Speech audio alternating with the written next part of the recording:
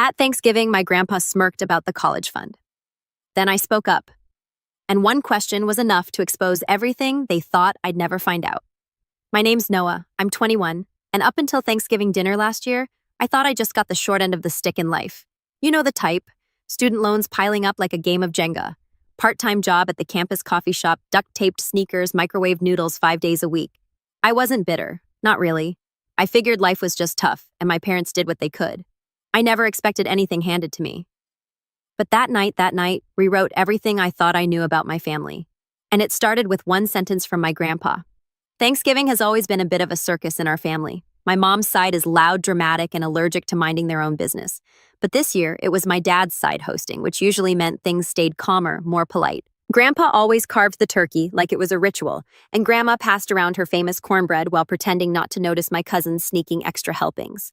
It was normal. I was home from college for the weekend, already dreading the midterms waiting for me when I got back. I remember sitting next to my little cousin Mason, who was too distracted by his mashed potatoes to talk much. My parents were across the table chatting with my uncle and aunt like everything was fine, like they hadn't ignored most of my texts that semester. We were halfway through dinner when Grandpa raised his glass in a toast, something he only did when he was in a particularly sentimental mood. To family, he said, voice shaky but warm, and to seeing our kids grow into something we can be proud of. People murmured their agreements, clinked at glasses. Then he looked right at me and said it. And Noah, glad to see you're putting the college fund to good use. Everything around me paused. Forks froze midair. My heart thudded once, then again faster. I blinked. What fun! That's when I saw it. My dad choked on his drink, spluttering into his napkin. My mom's face drained of color so fast it was like someone pulled the plug. My aunt's eyes darted toward them, and even Mason stopped chewing. Grandpa frowned. The college fund we set up when you were born. You didn't know. And then, like a nail driven into the silence. Mason's sweet, oblivious little. Mason looked up at me and whispered, "Wait, you didn't know." I didn't say anything. I couldn't. It felt like someone had punched me in the gut. I turned slowly to my parents, but neither of them met my eyes. My mom picked at her peas like they were suddenly fascinating. My dad reached for his wine glass again. "Noah," Grandpa said, clearly confused. "Hasn't the fund been helping with your tuition? We've been putting money in it for years. Every birthday, every Christmas, even when things got tight." I swallowed hard. "No one ever told me about a fond," I said, quieter than I expected. At that, Grandma's lips parted like she wanted to speak but didn't know where to start. Aunt Julie leaned in slightly, eyebrows raised, her fork resting on her plate. "Wait, so who's been managing it?" That was when things started to unravel. My dad cleared his throat. We didn't think he needed to know. He said I still on his plate." "You didn't think I needed to know I had a college fund?" My voice cracked on the word had. "We used it," my mom said quickly, her voice tight. "For the house and bills and emergencies. We thought it was best." Grandpa's face turned from confusion to something else. Something cold. "What do you mean you used it?" My dad shot him a look, then turned to me. "Noah, we were struggling. The recession hit hard, the roof was leaking, and your brother needed braces." "My brother," I snapped, cutting him off, "the one who didn't even go to college." "It was all for the family," my mom said, her voice rising. "You wouldn't understand. You were just a kid. You wouldn't remember how bad it got." I stood up. My chair screeched against the floor. Every eye at the table was on me. "You could have told me. You let me take out loans. You let me work 20 hours a week on top of classes. I thought we just didn't have the money. I thought I was doing the right thing, working hard, not asking for help. And the whole time you were sitting on my college fund?" "It wasn't like that," my dad said, but he didn't sound convinced. "You're making this a scene." I laughed, bitter sharp. "Oh, I'm making a scene. You lied to me for years and I'm the problem."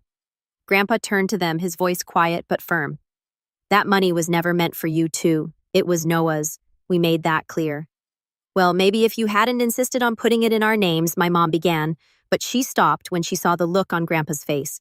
"Because we trusted you," he said. "Because we thought you'd do right by your son." The table was dead silent. My cousins looked anywhere but at me. Even Mason kept his head down now. My aunt looked uncomfortable, and my uncle. He slowly leaned back in his chair, lips pressed tight. I sat back down not because I wanted to stay, but because my legs were shaking. "How much was in it?" I asked, looking at Grandpa. He hesitated. "About 40,000 by the time you turned 18. Probably more." We kept adding to it. 40,000. 40,000. That could have wiped out every loan I had. Covered books, housing, maybe even let me breathe for once. I stared at my parents. My mom looked like she might cry, but I didn't care. My dad looked angry but not ashamed, just cornered. "We did what we had to do," he muttered. "No," I said, my voice low. "You did what was convenient for you." Grandma finally spoke, her voice barely above a whisper. "We need to talk about this, all of us." But I wasn't listening anymore. I was already pulling out my phone, my fingers moving almost on instinct. Not to make a scene, not to post some angry rant, just to pull up something I'd been sitting on for a while, something I'd kept buried, figuring it wasn't worth sharing until now. And as I opened the document I'd been holding on to for months, the one with every cent I'd scraped together, every scholarship I'd fought for, and a little bonus I'd gotten from the startup I'd interned it over the summer, I saw my dad glance at the screen and freeze. He knew what it was, or at least what it meant. But I wasn't ready to say it out loud. Not yet. Because the truth, that was just the beginning. I didn't sleep that night. After the dinner ended in a messy, silent exodus with Grandma quietly ushering everyone toward dessert like sugar might patch the cracks in our family, I packed my things and drove back to my college apartment early. I left a note for Grandpa, thanking him for dinner and for telling me the truth, even if he didn't mean to. The silence in my car on the drive back was louder than anything said at the table. I kept thinking about Mason's face when he whispered, "You didn't know." The innocence of it, the sheer weight that sentence carried without even trying. It wasn't just about money anymore. It was about trust, about my entire childhood being edited, revised, and narrated by two people who saw me as a resource, not a son. That document I'd pulled up, it was a breakdown of everything I'd earned and saved since I turned 18. Scholarships, stipends, job wages, freelance gigs, anything I could hustle. I had been so proud of it too. I remember sitting in my tiny apartment at 2 a.m. once, calculating whether I could afford a new pair of shoes or if that money was better spent on groceries. I chose ramen and used duct tape on the SS. My parents apparently chose braces for my brother and that bonus from the startup. What they didn't know was that I wasn't just an intern anymore. 2 weeks before Thanksgiving, the company offered me a full-time position after graduation. High salary, signing bonus, stock options. They told me they were grooming me for leadership within 2 years if I kept up my pace. I've been waiting to tell my parents when I got home, waiting for a moment when I thought they'd be proud. Now I wasn't sure I wanted them to know at all. The next few days were quiet, too quiet. I didn't hear from my parents. Not a call, not a text. Grandma messaged me once, just a simple "thinking of you. Love you." I stared at it for a while before typing thanks. "I'm okay," and then deleting it. I didn't respond. I didn't know how, but then the messages started coming. First from my mom. "Mom, Noah, we should talk. Can we please meet before you go back?" Then my dad. "Dad, you're being immature. This is more complicated than you think. Call me." Then, oddly, from my uncle. Uncle Dan. "Hey, just want you to know I had no idea about the fun stuff. That's messed up. I'm here if you want to talk." I didn't reply to any of them. Not yet. Instead, I did something that made my hands shake. I contacted the bank listed on the trust fund documentation Grandpa had mentioned. It took a bit of digging, a few forwarded emails from Grandma once she realized how serious I was, and a polite but firm phone call with a confused advisor who couldn't understand how the beneficiary of a fund didn't know it existed. When they confirmed that the fund had been drained over the course of 7 years, and that every withdrawal had been authorized by my parents, I felt sick. There it was. Paper trail, hard numbers, names. They didn't even try to hide it. I asked if there was anything I could do. The advisor paused before saying, "You'll want to speak to a lawyer. This might fall under misappropriation, especially if the fund was designated specifically for your education." So I did. I made an appointment with a campus legal aid rep, brought them everything. The fund documentation, the bank statements, my own financial history, even printed out emails from Grandpa over the years, mentioning adding something extra for your future that I'd always brushed off as vague birthday stuff. The rep looked at me for a long time and said, "Noah, they might have committed a felony." I didn't want to believe it. Still didn't. These were my parents. They tucked me in. They taught me to ride a bike. They bought me a Lego set after my tonsil surgery. And now they were people I might have to take to court. That weekend I went radio silent, didn't answer calls, didn't post online. I needed space, needed time to think, but the silence only made them louder. On Sunday night, there was a knock at my apartment door. I opened it to find my dad standing there. He looked tired, like he hadn't slept either. "Can I come in?" I didn't move. "I just want to talk." Still, I said nothing. Then he sighed. Fine, I'll talk. You listen. He stood awkwardly in the hallway, hands in his coat pockets. We didn't mean for it to go this far. We just thought we'd pay it back. You were young, you wouldn't notice. Then we fell behind and things got away from us. I stared at him. You could have told me. I know, he said. But your mother thought you'd resent us. She wanted to wait until we could replenish it. You had 18 years, I said. He flinched. Then he said something that shifted everything. We didn't just use it on ourselves, Noah. We used it on your brother, too. His school, his surgery. He's struggling, you know. He's always needed more help than you. You've always managed. We thought you could handle it. I felt the anger rise again. So because I was the low-maintenance kid, I got less. He didn't answer, just looked down at his shoes. Then I asked, what would you have done if Grandpa hadn't said anything? Kept lying, let me drown in debt. He looked up, and for a moment I swear I saw regret. Real painful regret. I don't know. There it was, the most honest thing he'd said to me in years. I nodded slowly, then stepped back and closed the door. No yelling, no drama, just quiet. But something in me snapped into place after that. I wasn't just going to move on. I couldn't. They made a choice. Now it was my turn. I didn't sleep that night either. After I closed the door in his face, I leaned against it for a long time, listening to his footsteps retreat down the hallway. I expected to feel some kind of satisfaction, some weight lifted off my chest, but I didn't. My stomach churned, not with doubt. No, I was sure of what they did, but with grief.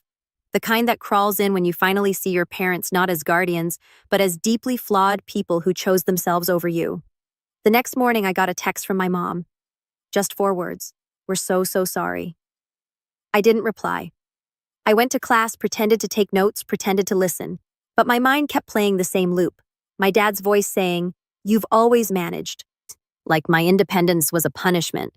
Like doing okay meant I didn't deserve help. That night, I sat down with my laptop and started drafting something. Not an email, not a letter, a formal legal request.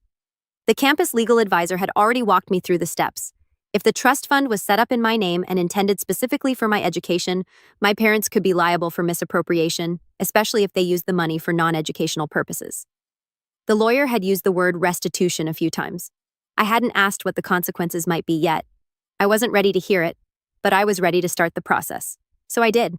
I filed the request through the proper channel and CC'd the bank's trust department and my advisor. I didn't even tell Grandpa yet. I wasn't sure how he'd take it. He still believed in family. I wasn't sure I did anymore. 2 days later, I got a call. Blocked number. I usually don't answer those, but something told me I should. It was my mom, Noah. She said, breathless, like she'd been crying. Please don't do this. We'll pay it back. We'll figure it out. You don't have to ruin everything. Her voice cracked on the word ruin. I didn't say anything at first. Then I asked, how much did you take?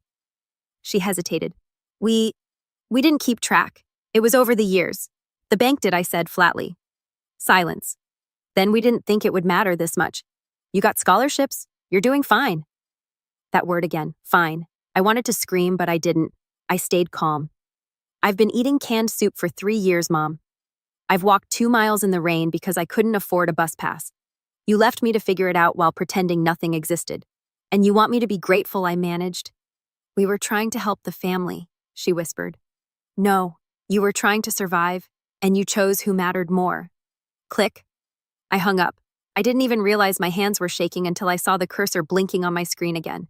Over the next week, word spread. I don't know how, but someone told Grandpa. Maybe it was my aunt. Maybe Mason overheard something. I don't know. But that Sunday, I got a call from him. Noah, he said, voice low and steady. Can we meet for coffee? Just you and me. I agreed. We met at this quiet diner near my school. He was already sitting at a booth when I arrived, stirring a cup of black coffee like it held all the answers. He looked up at me and didn't smile. I'm sorry, he said. You didn't do anything, I replied. No, he said. But I trusted people who did, and I should have checked. I should have made sure. I sat down slowly. I looked into the trust, he continued. It's gone. Every cent, and I've already spoken to the bank. They're cooperating. If you want to pursue charges, well, you have every right. I didn't say anything. I also found out something else, he added. When your dad asked me to set the fund in his and your mother's name, he said it was for convenience, that it would be safer that way, easier to manage. I believed him. He looked at me, eyes full of something I hadn't seen in years. Shame. I should have known better. We sat in silence for a moment. Then I said, "They kept it a secret for over a decade, and the only reason I found out was because you said something without knowing." He nodded. Then he reached into his coat pocket and pulled out an envelope, placed it on the table between us. "I can't undo what they did, but this is yours." I stared at the envelope, didn't touch it. He sighed. "It's not enough to cover everything, but it's a start. And I want you to know I'm changing my will. Everything I leave behind will go into a separate trust only for you and your future. No one else touches it. Not again." I looked at him, really looked at him. I believed him. I think that's what hurt most, that he believed in me, and they didn't. When I finally opened the envelope that night, it was a cashier's check for $10,000. I should have felt relief, but all I felt was anger. $10,000 meant something. It meant someone believed I was worth it. My own parents never did. The next day, I filed a formal complaint with the Family Trust's legal department. And then I started planning something I never thought I'd have the nerve to do, because winter break was coming, and we always hosted Christmas at our house. Christmas came fast, too fast. It was the first time I truly dreaded going home. Not in that joking "UG can't wait for Aunt Denise's casserole" kind of way, but in the deep, bone-heavy sense of walking into enemy territory. I didn't even pack much. Just a single overnight bag. No gifts, no cards, nothing wrapped in cheerful paper or tied with a bow. I wasn't in the mood for pretending. I had already told Grandpa I'd be coming. He didn't try to talk me out of it, just said, "You sure you're ready?" I was, not because I had forgiven anything, but because some things needed to be said face to face. The air was sharp and cold when I pulled into the driveway. Snow still clung to the edges of the lawn, and the house looked exactly the same.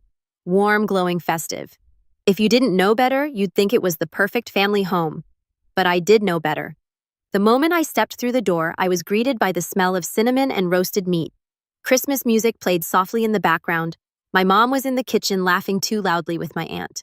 My dad sat on the couch with a glass of something dark, chatting with my uncle like nothing had happened. They both froze when they saw me. My mom's face stiffened. My dad didn't even stand. I didn't bother with small talk.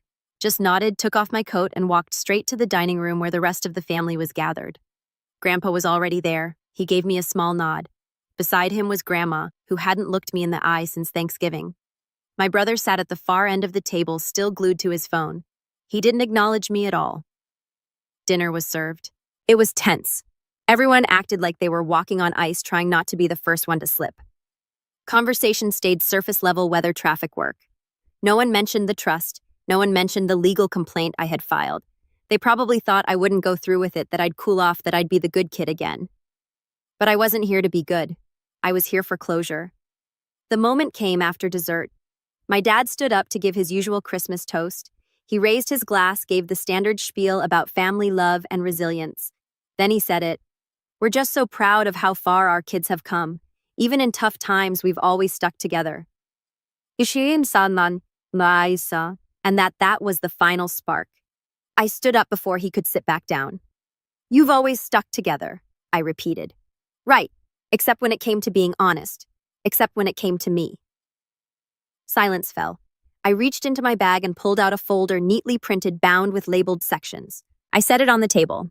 "That's the full breakdown," I said calmly. "Of the trust fund you drained, every withdrawal, every date, every cent cross-referenced with my student loan statements. Just in case anyone here still thinks I'm overreacting." My mom's face crumpled. My dad's jaw clenched. I looked at Grandpa. "You asked me if I was sure I was ready." "I am." Then I turned to the rest of the table. "I worked 3 jobs through college. I skipped meals. I missed out on experiences because I thought we didn't have money. I blamed myself. I thought I was just unlucky. Meanwhile, my parents were quietly spending the fund my grandparents created for my future on themselves." My brother looked up at that. "It wasn't all on them," he said. "Some of it was for me." "Yeah," I said, locking eyes with him. "Brace's private tutoring, new laptop every year, while I was repairing mine with duct tape." Grandma spoke up, her voice cracking. "We didn't know, Noah. We're so sorry." I nodded once. "I believe you. But this isn't just about money. It's about respect, about trust, and about choices." I turned to my parents. "You could have told me the truth at any point, even after the fund was gone, but you didn't.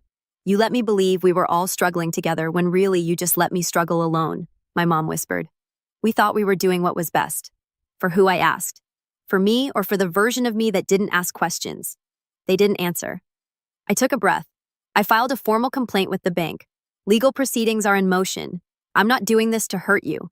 I'm doing this because actions have consequences and because I'm done carrying this burden alone. My dad stood up slowly. You're suing us? Your own parents. No, I said. I'm holding you accountable. He scoffed.